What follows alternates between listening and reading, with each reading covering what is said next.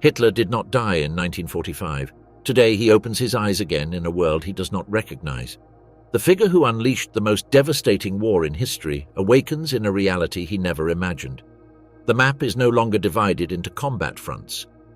Germany is a democratic power, Israel is an established state, and the European Union rises from the cooperation of countries he tried to subdue. His ideology, once backed by armies and propaganda, is now rejected and persecuted by law. What in his time was absolute power is today reduced to an echo without strength in a scene dominated by technology, globalization, and historical memory. Could his discourse find followers in this century, or would it remain isolated and ridiculed as a vestige of the past? What would his reaction reveal about the transformation of the world after his fall? The impossible return, Hitler in a foreign world.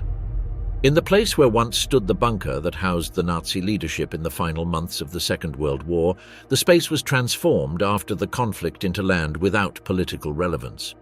For decades, it remained abandoned or was used for practical purposes, and today there is only a parking lot surrounded by residential buildings and offices. There, without warning or preparation, inexplicably appears the figure of Adolf Hitler, dressed in the war uniform, faced with a scene that does not match his expectations. What he finds is not the Berlin devastated by bombings, nor the symbols of a power that no longer exists. Instead, he observes a rebuilt city, clean, marked by modern architecture and the daily rhythm of urban life. The cars parked in regular rows do not carry military insignia nor produce the metallic noise of mid-20th century combustion engines. Several move with a discretion that he finds incomprehensible. He sees how a passerby connects a cable to one of these vehicles, an operation that corresponds to electric recharging, a system of energy impossible to associate with the technology he knew. Around them, citizens carry illuminated rectangular objects that they hold in their hand, speak into them, and slide their fingers over touch surfaces. They are mobile phones, devices for communication and information management capable of transmitting images in real time, displaying dynamic maps and connecting millions of users. The radio and printed poster, central tools of Nazi propaganda, are diminished in comparison to the visual and global immediacy that these screens offer. The surprise intensifies when those same devices are directed toward him. Several passers-by record him without approaching or showing reverence. The digital sound of the shutter repeats in sequence. Far from finding obedience, he receives laughs and loud comments. In a few seconds, the image is distributed through social platforms that multiply its presence uncontrollably. What during his regime was a carefully centralized process of public image building is now a spontaneous act accessible to any citizen. As he continues his tour, he discovers that the urban space is marked by a linguistic and cultural plurality. Advertising signs display messages in German, English, Turkish, and Arabic. The offering focuses on technology, entertainment, and consumption, with dynamic images on digital screens replacing the uniform and monochromatic propaganda of his time. The faces promoting products represent ethnic diversity features and styles that contradict the homogeneous vision that he tried to impose in his time. The population that moves through the streets dresses in a heterogeneous manner. Young people with dyed hairstyles, visible tattoos, and garments with symbols from foreign cultures contrast with the uniformity that he promoted. The global influence is evident in fashion, in the music that emanates from portable speakers, and in the mix of languages heard in everyday conversations. The bewilderment increases when observing affectionate gestures between same-sex couples who walk openly. In mid-20th century Germany, homosexuality was persecuted through laws and concentration camps. Now it is part of the public space without restrictions. Added to this is the everyday coexistence among citizens of different racial and religious backgrounds who interact without visible tensions. He hears fragments of dialogues in Arabic, Turkish, Russian, and English along with German, reflecting a plural social and linguistic environment. Technological advancement also manifests in means of transportation. Electric trains run with low noise levels, automated stations provide information on digital screens, and shared-use bicycles are rented through mobile applications. Mobility is organized by digital systems instead of military or bureaucratic controls. The impact multiplies when he discovers his own figure represented in storefronts of high-definition televisions. In some programs, his image appears satirically, imitated by comedians who provoke the audience's laughter. In others, historical documentaries present images of his mass gatherings accompanied by critical analyses that describe him as an example of political manipulation. What was once a tool of exaltation has become an object of historical review and public mockery. Even in commercial advertising, you find references to his figure. His face appears as a resource in video games, educational campaigns, and advertisements against radicalization. The image that in his time was precisely controlled to convey power and authority now circulates as a decoded symbol, subject to multiple interpretations. The contrast is broadened when observing economic transactions carried out without physical money. Citizens bring cards or phones close to payment devices that record operations in seconds. The economy operates on a digital plane that does not depend on bills or coins, in complete difference from the system that you knew. The buildings reinforce the aesthetic rupture. The glass and steel facades of offices and shopping centers prioritize functionality, energy efficiency, and livability without the monumentality intended to exalt an ideology. Instead of architecture as propaganda, corporate and residential logic prevails. The moment reaches a critical point when a passerby with an ironic attitude requests to have a photograph taken next to him. The operation is carried out in seconds. A smile in front of the phone camera, the image shared on social media, the immediate circulation without prior authorization. What in his regime was absolute control of public projection becomes an inevitable and unmediated exposure. The urban environment he traverses is marked by symbols that are unintelligible to him, multicolored flags, announcements of cultural festivals, and international celebrations contradict the logic of uniformity he promoted. On the same street coexist restaurants of multiple cuisines, stores with products manufactured on distant continents, and digital services that connect people anywhere in the world. The autarky he tried to impose has been replaced by a global interdependence. The information flows without interruptions. On public transport screens and in shop windows, international news, political debates, and divergent opinions are projected. The censorship that characterized its regime has disappeared, replaced by an open and accessible flow of data. Any citizen can consume, disseminate, or question messages in real time. Each urban stimulus reinforces the evidence that its model of control, propaganda, and social homogeneity has faded. The public space is governed by democratic, technological, and globalized dynamics, where its figure lacks symbolic power and its presence is interpreted as a curiosity or fleeting entertainment. Life continues without pause around it, indifferent to the authority that in its time was undisputed.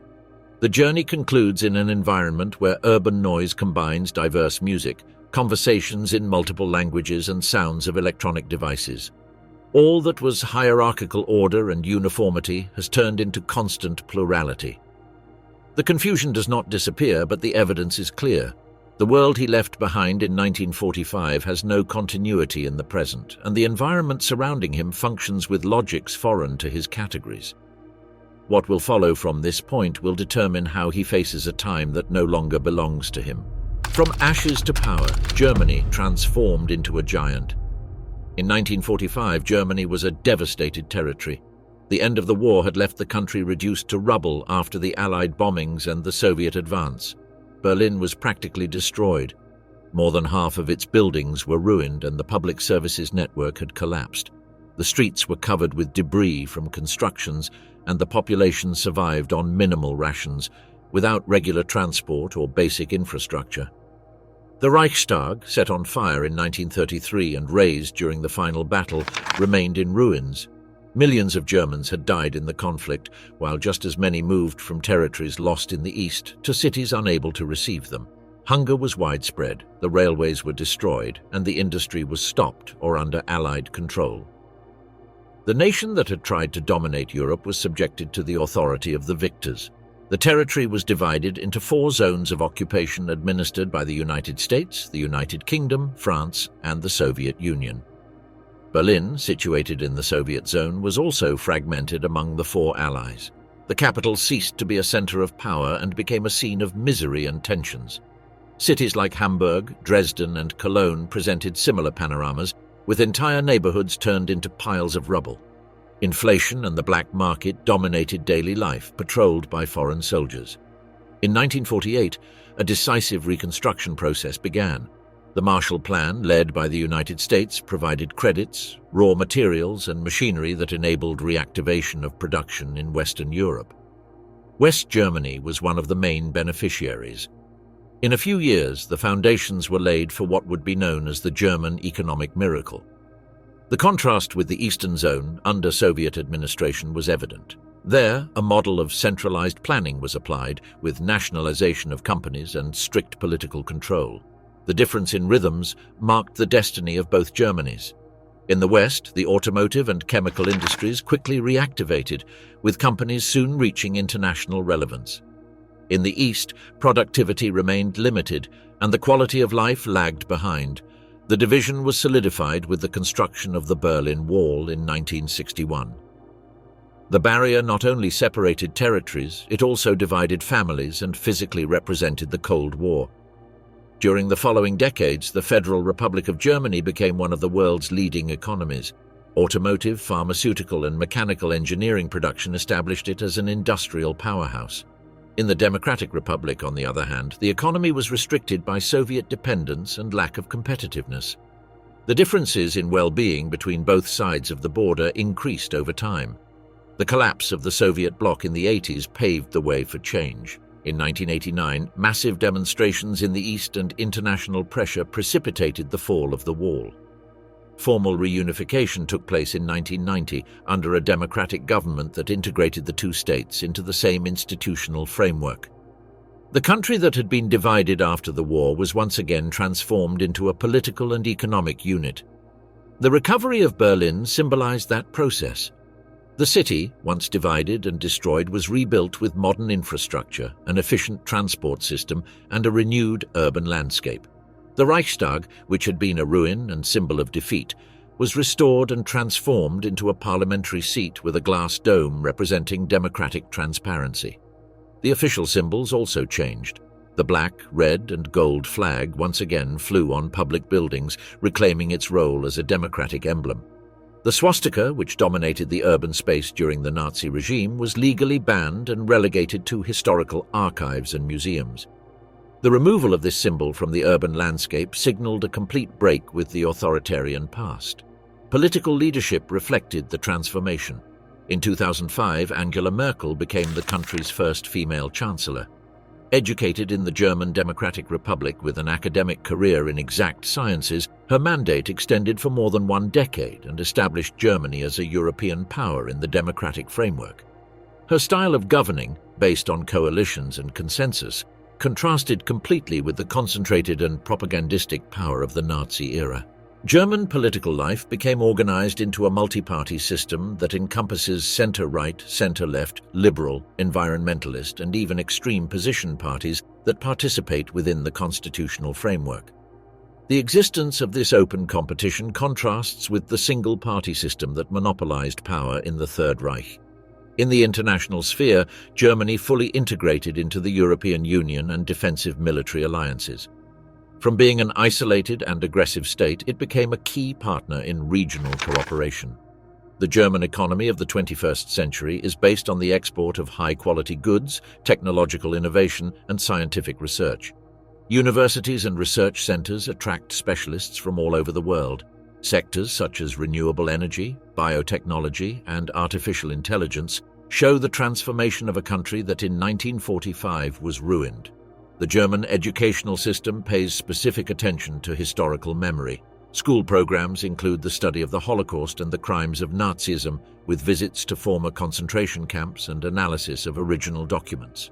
What was once ideological manipulation is now civic education aimed at ensuring democratic continuity. In daily life, the German population accesses a social welfare system that guarantees health services, education, and pensions. Full citizenship extends to all residents, regardless of their ethnic or religious background. This framework contrasts with the policies of exclusion and racial hierarchy that defined the Nazi regime. The contemporary infrastructure reinforces that difference.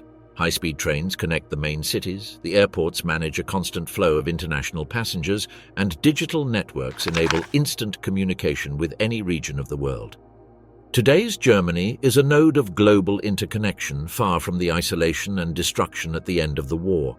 The urban landscape combines heritage preservation with modern architecture.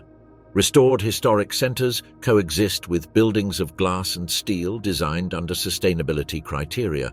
Restaurants of multiple culinary traditions, international cultural festivals, and globalized media illustrate a plural society. The German transformation from 1945 to the present constitutes one of the most remarkable processes in contemporary history. A defeated, occupied, and divided country became a democratic, industrial, and scientific power of worldwide reach. The continuity of this evolution will depend on how it faces the challenges of the future in an increasingly complex global environment.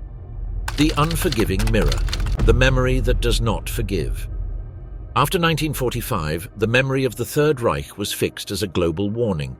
Germany and much of the world promoted mechanisms to document the crimes, preserve evidence, and build institutions that would ensure the permanence of memory.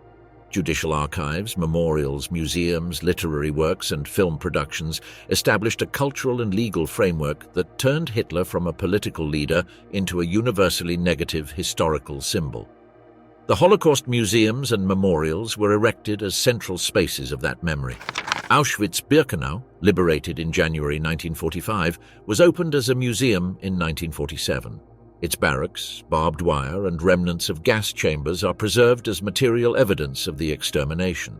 Millions of visitors observe each year original objects of the victims: suitcases, photographs, shoes, and human hair. Dachau, transformed into a memorial in 1965, exhibits prisoner uniforms, documentary images, and the facilities where medical experiments were conducted. In Berlin, the Memorial to the Murdered Jews of Europe, inaugurated in 2005, occupies a central place near the Brandenburg Gate. With thousands of concrete blocks arranged on an esplanade, it has become an official symbol of German recognition of their responsibility in the genocide. The choice of that location, on former Nazi government grounds, reinforces the message of historical reinterpretation of spaces of power. The Nuremberg trials were the first major international trials against the leaders of a defeated regime. Between 1945 and 1946, figures such as Hermann Göring, Joachim von Ribbentrop, and Wilhelm Keitel appeared. The court examined direct evidence: films shot by the Allies in the camps, official documents with deportation orders and extermination directives, as well as testimonies of witnesses. The sentences included death penalties, life imprisonment, and long prison terms. The trial left a dual legacy: a legal precedent on individual responsibility in international crimes and a historical account with worldwide validity on the magnitude of Nazism. Although Hitler was not present due to his suicide, the evidence conclusively pointed to him as the ultimate responsible for the criminal system. From those processes emerged a documentary archive of enormous proportions. State and university archives preserve orders signed by Hitler, diaries of officials, lists of deportees, and administrative records. The doctrine established at Nuremberg, according to which obedience to orders does not exempt from responsibility, transformed international legal conception and established ethical and legal limits to political authority. The cultural sphere also played an essential role in the construction of memory. Works banned by the regime returned to circulation in Germany after 1945. Writings by Einstein, Freud, Mann, Remarque, and Heine, censored and in many cases publicly burned, once again occupied bookstores and universities. The return of psychoanalysis, declared Jewish science by the Nazis, symbolized the restoration of academic freedom. Remarque's pacifist literature acquired new relevance as a critique of destructive nationalism.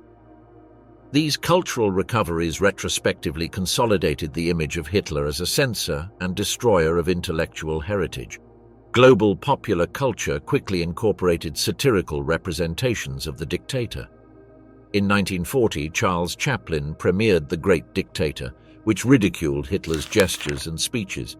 Decades later, Mel Brooks parodied him in The Producers. These works marked a change in perspective. The feared dictator became an object of mockery. German cinema also directly confronted the past. In 2004, Downfall depicted his final days in the bunker, showing a defeated and isolated leader. The production contributed to demystifying the figure without diminishing the burden of historical responsibility. Post-war literature frequently resorted to Hitler as a symbol of absolute evil or as an element in alternative narratives. Ukrainian novels like The Man in the High Castle by Philip K. Dick imagined realities in which Nazism had triumphed. In popular music, especially in countercultural genres like punk, references to Hitler served as an explicit rejection of tyranny and as a resource for generational denunciation. The audio-visual image of Hitler, multiplied in documentaries, series, and video games, always linked to authoritarianism, violence, or defeat. In international culture, his figure was never again represented as a model of leadership, but rather as a warning or caricature. The repetition of this image reinforced his universal association with tyranny. The use of his name and face as a synonym for political evil was consolidated in public rhetoric. Comparisons with Hitler were recurrently applied to later leaders accused of authoritarianism. This phenomenon, although controversial, shows the symbolic strength of his figure as a negative pattern.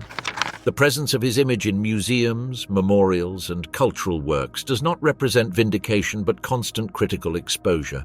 The educational system of Western democracies incorporated the study of Nazism and the Holocaust as a mandatory part of civic education. In Germany, school programs include visits to concentration camps and analysis of original documents. The teaching aims to ensure that memory remains active and that new generations understand the risks of extremism. The testimonies of the Holocaust survivors constitute another fundamental piece of that memory. With the passing of the decades, their voices have been recorded and archived in audiovisual collections to preserve the direct link to the events. These personal narratives prevent the memory from being reduced to statistics and maintain the human dimension of the crimes. The work of foundations and international organizations has been decisive in preserving documents, combating denialism, and promoting research. Archives continue to reveal correspondence, orders, and administrative records that expand the knowledge about the functioning of the regime. The accumulation of this documentation reinforces the image of Hitler as the conscious architect of a system of planned violence. The memory of Nazism, fixed in memorials, archives, literature, cinema, and education, consolidated a global consensus on its criminal nature. Hitler was reduced to an absolute negative historical reference, an example of what democratic societies must avoid. Memory transformed him into a permanent warning, visible in public spaces, educational institutions, and international culture. The continuity of this process will depend on how future generations keep the connection with the events alive, in a context in which the direct witnesses disappear and the responsibility of transmitting the memory increasingly falls on archives, institutions, and cultural productions. Shielded democracy, Nazism smothered by law. After the defeat of 1945, Germany was occupied by the Allied powers and subjected to a process of denazification that sought to eradicate from the root the ideology responsible for the war and the genocide. That precedent became the foundation of a legal and political system that over the decades consolidated in the Federal Republic of Germany under a central principle. Democracy must be actively protected against those who attempt to destroy it from within. In contrast with other countries where freedom of expression is interpreted almost absolutely, clear and explicit limits were established in Germany. Nazism and its symbols were excluded from the public space and penalized criminally. The German Penal Code, in its Article 86A, prohibits the display of emblems of unconstitutional organizations, including the swastika, the Hitler salute, and the SS insignia. This provision is not limited to a symbolic declaration, but includes sanctions that involve fines and prison sentences of up to 3 years in the most severe cases. Carrying a Nazi flag, making the fascist salute, or distributing propaganda with symbols of the Third Reich are behaviors classified as crimes. Every year, hundreds of legal proceedings related to these practices are recorded, demonstrating the effective and constant application of these regulations. The Basic Law of 1949 reinforced this approach. Having learned the lesson from the Weimar Constitution, which through its excessive tolerance allowed the legal rise of Hitler to power, the new constitutional framework introduced active defense mechanisms against movements that attempted to abolish the democratic order. The Federal Constitutional Court received the exceptional power to outlaw parties that threatened democratic stability. In 1952, the Socialist Reich Party, considered the direct successor of Nazism, was dissolved, and in 1956 the German Communist Party was banned for attacking the constitutional foundations. Decades later, the attempt to outlaw the National Democratic Party, identified with neo-Nazi ideologies, did not succeed due to its low electoral relevance, but the public debate confirmed the validity of the principle of democratic self-defense. This concept, known as militant democracy, was formulated by the jurist Karl Loewenstein, exiled during Nazism, and adopted as a foundational doctrine in the post-war period. The central idea is that democracy cannot be neutral toward its enemies. It must establish clear legal limits to prevent those who benefit from democratic freedoms from using them to destroy these freedoms. This principle has remained unchanged as the core of the German political system.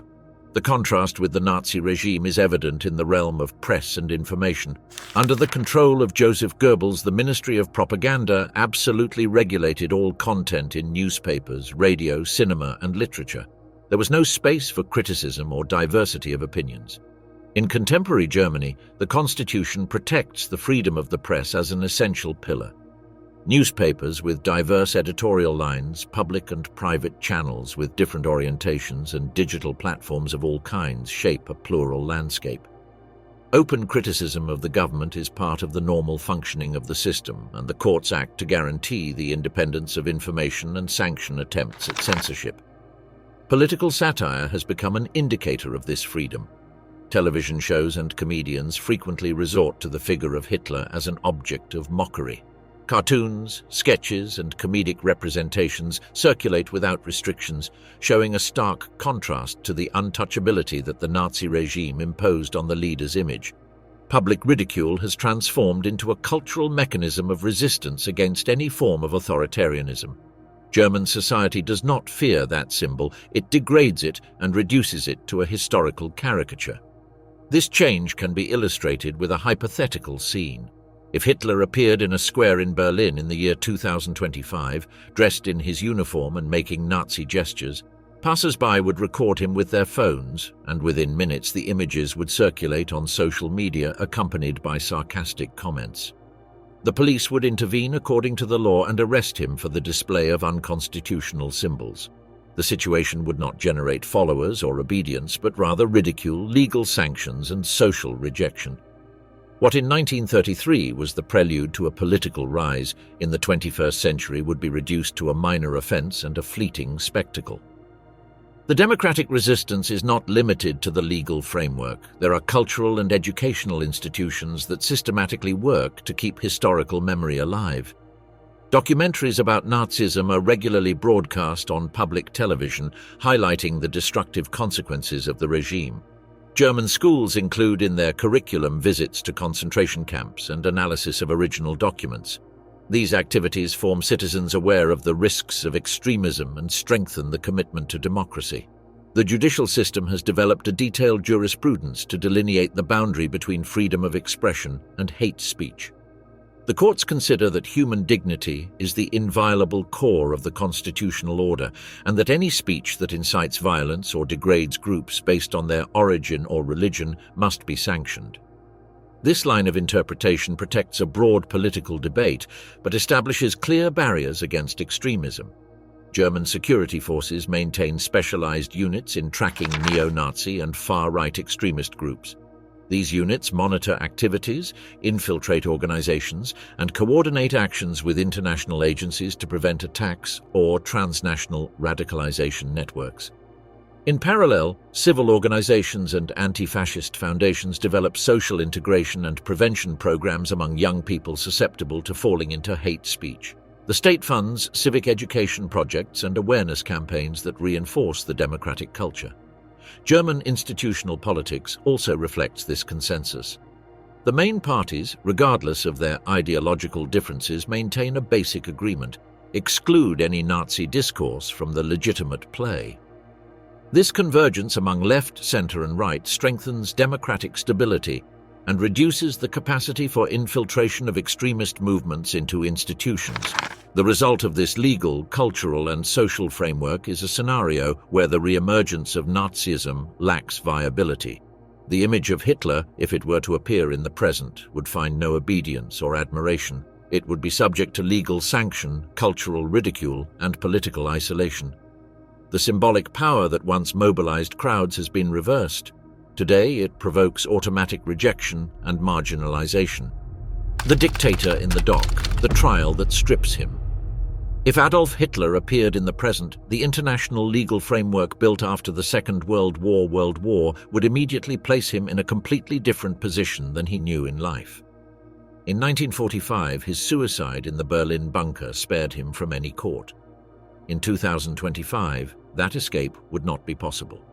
The rules created over 8 decades established concrete procedures for prosecuting those who commit war crimes, crimes against humanity, or genocide. One of the pillars of this system is universal jurisdiction. According to this principle, certain crimes are considered so serious that they can be tried by any state, regardless of the place where they have been committed, the nationality of the accused, or the time elapsed. In that category are included systematic torture, slavery, genocide, and crimes against humanity. Under this framework, Hitler could be arrested in any country and handed over to a competent international tribunal. His status as a former head of state would not protect him, as immunity is not valid for crimes of this magnitude. The Nuremberg trials set the precedent.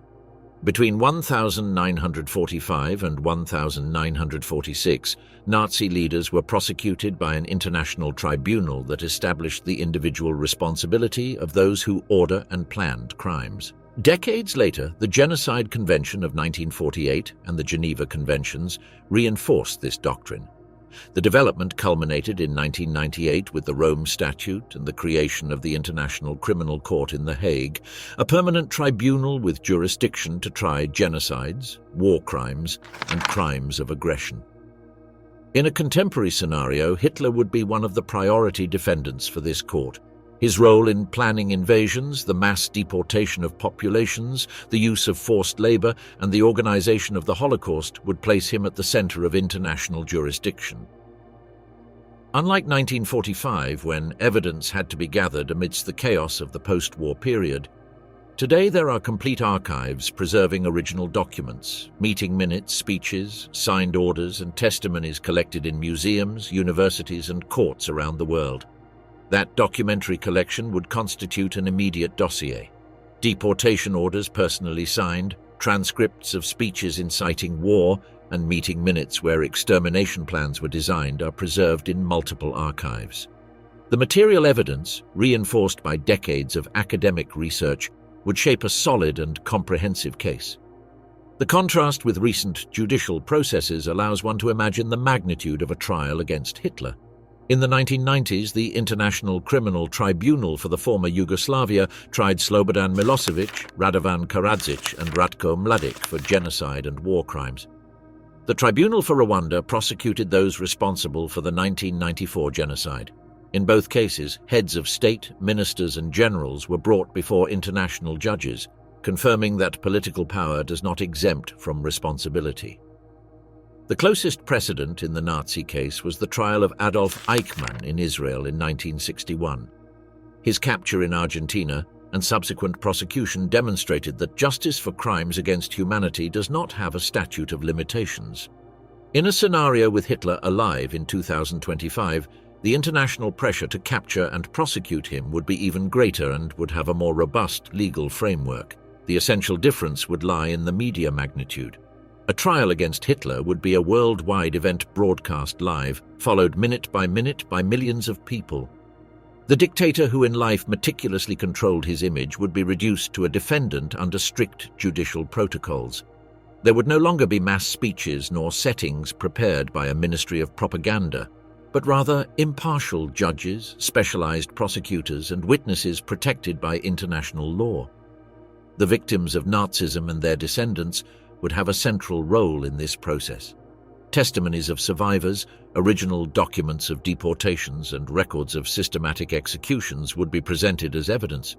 The accumulation of evidence would transform Hitler from a historical figure into a criminal accused of concrete crimes. The procedure would follow the formal structure of international courts. The prosecution would present charges supported by verifiable evidence, minutes, military orders, administrative records, and witness statements. The defense would have the right to make their arguments, possibly claiming mental incapacity, partial ignorance, or shared responsibility. However, the cumulative weight of 8 decades of investigation would make it unlikely for these defensive lines to be convincing.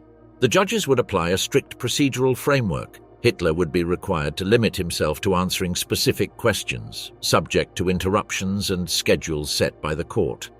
The notion of obedience to orders, so often used as an excuse by those responsible for crimes, would not benefit him. International precedents have established that he who gives criminal orders bears an aggravated responsibility due to his hierarchical position. The historical contrast would be visible in every session. The man who unilaterally decided the fate of millions would be reduced to requesting permission to speak in a court. His words, which during the 30s and 40s admitted no reply, would now be critically examined by judges, lawyers, and journalists. The control of the image, which was a pillar of his power, would be in the hands of television cameras, analysts, and global media that would broadcast every gesture without the possibility of manipulation. The media coverage would be global. Universities, schools, and social organizations would use the trial as educational material to explain the functioning of international law and the importance of historical memory. Documentaries and academic debates would accompany each phase of the process, transforming the trial into a public lesson of planetary reach. The final sentence, whatever its content might be, would not alter the essential: the symbolic transformation of Hitler into an accused tried before international justice. The image of a dictator who never accepted legal limits would be replaced by that of a defendant subject to judicial protocols. This inversion of positions would tangibly reflect the evolution of international law and historical memory. The principle of guaranteeing defense even to the most serious defendants would reinforce the legitimacy of the process. Hitler would have the right to specialized lawyers and all procedural guarantees that he himself denied to his victims. The contrast between an international court governed by democratic norms and the summary trials practiced under his regime would be evident in every session. In this scenario, Hitler's trial would symbolize the culmination of a process initiated in Nuremberg and developed over 8 decades. It would be the confirmation that no leader, however powerful, is above international law when it comes to genocide and crimes against humanity. The continuity of this model will depend on the capacity of international law to withstand the political tensions of the 21st century, in a context where wars, massive displacements, and new forms of violence persist. The new frontier, immigration that redefines Germany. In 2025, Germany presents itself as a society deeply marked by immigration. A significant proportion of its population has foreign roots, the result of migratory processes that occurred over decades. The first major wave arrived in the 1960s, when Turkish workers entered under the Gastarbeiter program to meet the demand for labor in the expanding industry. Later, after the fall of the Berlin Wall, the migratory flow from Eastern Europe reinforced the demographic change. In the last decade, refugees from the Middle East and Sub-Saharan Africa completed this transformation. In large cities, diversity is visible in the urban landscape. In districts of Berlin, Frankfurt, or Munich, the presence of citizens with foreign origins surpasses the native population. Shops with signs in Arabic or Turkish, restaurants offering international cuisine, and mosques adapted or built for Islamic worship are part of the daily environment. Islam has consolidated as the country's second confession, with Turkish, Arab, Afghan, and African communities showing sustained growth. At the same time, synagogues destroyed during Nazism were rebuilt and Jewish cultural centers received state support. Religious plurality is an unquestionable fact, although it does not eliminate the tensions surrounding its public visibility. Integration became one of the most discussed points of the national debate.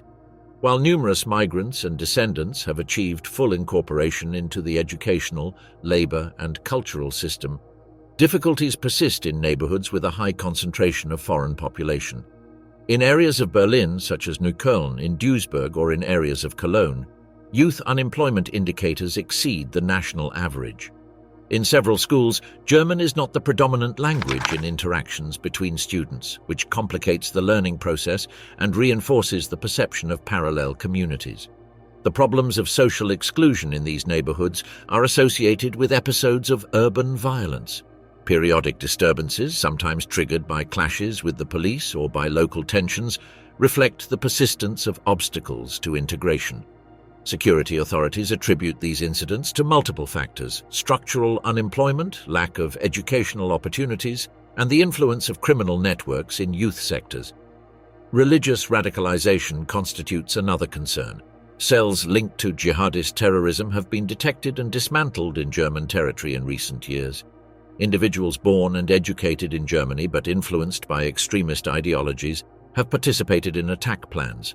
Security services keep hundreds of radical Islamists under surveillance and monitor mosques considered hotspots of extremist propaganda. Official reports confirm that the terrorist threat is concrete and has been neutralized on several occasions thanks to preventive operations. The state has responded with a progressive tightening of immigration laws. Recent reforms facilitated deportations of rejected asylum seekers and restricted social benefits for those who do not obtain definitive legal status. Record numbers of expulsions have been reached compared to previous years, and the suspension of family reunification for those with subsidiary protection is being discussed. These measures reflect both the pressure of public opinion and the need for traditional parties to curb the rise of far-right formations that have capitalized on public discontent. Immigration has been at the center of the political rise of the far right. Alternative for Germany, founded in 2013, consolidated itself in regional parliaments and achieved significant presence in the Bundestag. Their speeches revolve around the defense of national identity against what they present as a cultural threat from non-European immigration. Movements like Pegida, with less strength than in the previous decade, continue to organize periodic demonstrations against Islam and against refugee reception policies. These phenomena show how the migration issue has become a focal point of political and social polarization. The German debate cannot be separated from the European context. France has experienced recurrent unrest in suburban neighborhoods with a high concentration of immigrant populations, especially in 2005 and in recent years. Sweden, a country that for decades was considered a model of integration, is currently facing an increase in crime associated with certain neighborhoods marked by immigration. Germany observes these experiences as a warning and a mirror of possible risks. The perception of decline associated with non-European immigration is recurrent in political and media discourse. Conservative sectors argue that the massive arrival of communities with different customs and religions weakens social cohesion, increases insecurity, and irreversibly transforms the cultural identity of the continent. Opposing this view, other sectors maintain that immigration is essential to sustain the economy and the pension system in aging societies with low native birth rates. This tension between economic need and cultural fear defines much of the contemporary debate. In Germany, contrasts are visible. Professionals of Turkish, Arabic, or African origin participate in universities, hospitals, and companies, directly contributing to economic growth. Simultaneously, slums with high levels of unemployment and the activity of extremist cells show the limits of integration. This duality feeds both optimistic narratives about multiculturalism and alarmist discourses about social fragmentation. The authorities have implemented mixed strategies. They reinforce the police presence in problematic neighborhoods, develop community policing programs to improve the relationship with migrant neighbors, and carry out operations against criminal networks. At the educational level, special programs for linguistic support and intercultural integration are introduced. However, tensions persist and the political debate remains open. The educational system reflects these transformations. In several schools in Berlin, Frankfurt, or Cologne, students from migrant families are the majority. This diversity presents pedagogical challenges related to language teaching, cultural coexistence, and socioeconomic inequalities. The discussion about the future of the school system has become part of the broader political debate on immigration and integration. Traditional parties have attempted to articulate responses that combine enhanced integration programs with stricter immigration controls. However, the difficulty of balancing security demands with inclusive policies keeps the issue at the center of the public agenda. No group has managed to establish a consensus that simultaneously satisfies the social majority and migrant communities. In 2025, Germany is a radically different society from that of 1945. It has become a multicultural country with opportunities and tensions arising from its diversity. Immigration has changed the demographics, culture, and national politics, generating advances in professional and educational integration, but also persistent problems of exclusion and security. Migration policy, becoming one of the central axes of public life, influences government coalitions, defines electoral campaigns, and polarizes public opinion. The German transformation is evident. A country that was an emblem of ethnic homogeneity now faces the challenges of cultural and religious diversity. The way it manages these tensions will determine not only its internal stability but also its role in the European Union and on the international stage. The future of this new Germany will depend on how it manages to balance social integration, internal security, and the maintenance of its democratic model in an increasingly complex global context. The empty screen, a past without possible return. In Germany of 2025, the memory of Nazism is not a marginal issue nor a fragment relegated to museums.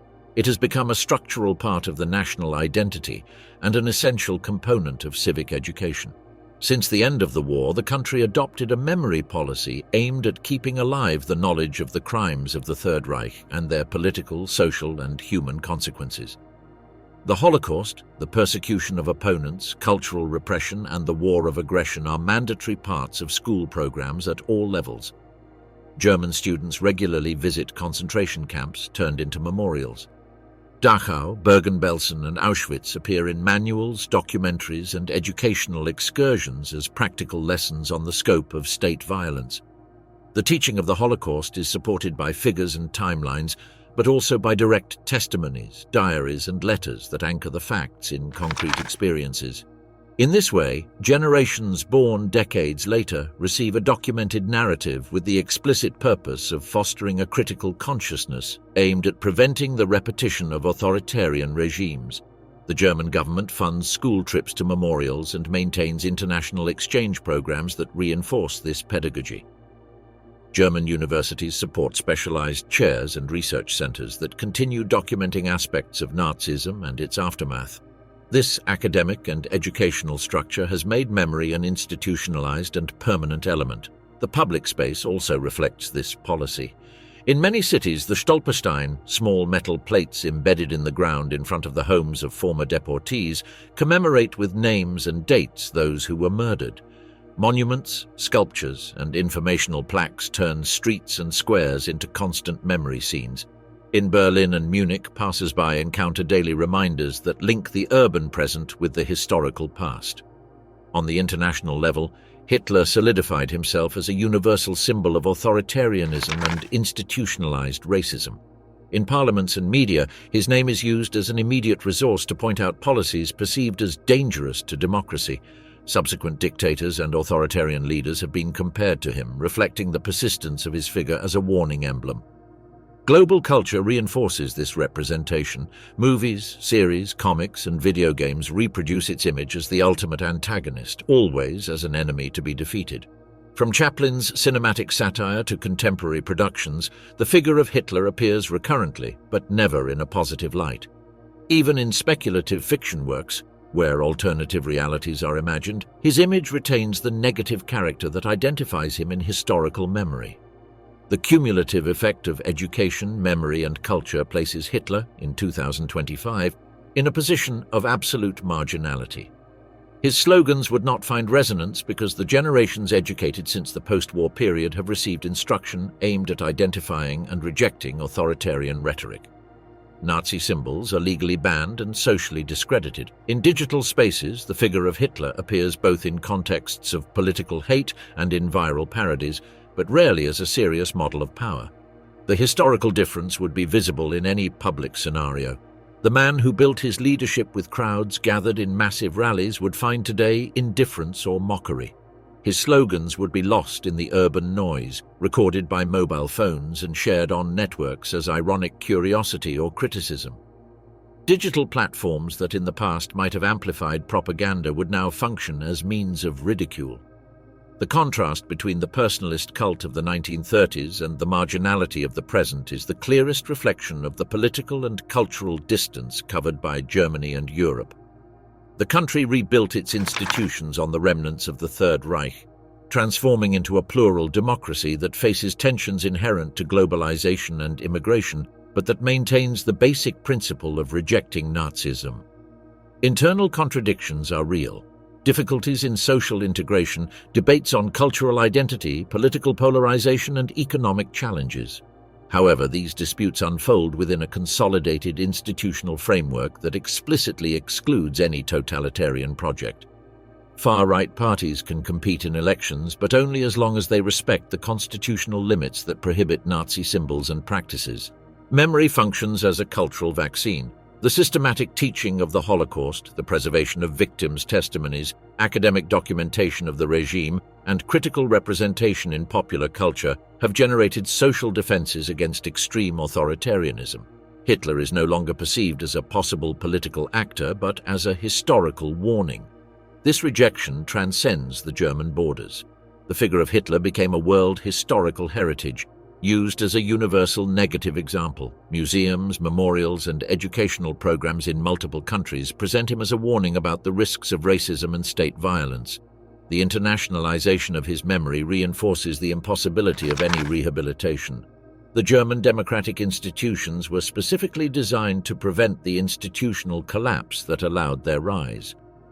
The Basic Law of 1949, the Constitutional Court, and the multi-party system established firm barriers. In 8 decades, these institutions have overcome economic crises, social tensions, and political changes without crumbling. The political transformation was accompanied by a profound social change. Germany went from being a homogeneous country to becoming a diverse society in cultural, religious, and political terms. This diversity poses challenges, but at the same time it constitutes a structural barrier against projects of authoritarian uniformity. Pluralism is in itself a brake on totalitarianism. The media, free from state censorship, constantly monitor any extremist manifestation. Journalists and academics engage in systematic criticism against authoritarian trends, maintaining an open public space. Civil society organizes foundations and collectives dedicated to the defense of democracy and the monitoring of extremist groups.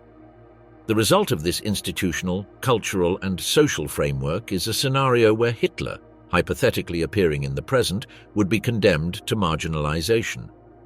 He would not find disciplined followers nor a system willing to permit his rise. What in the 1930s was massive acclamation, in 2025 would be immediate isolation.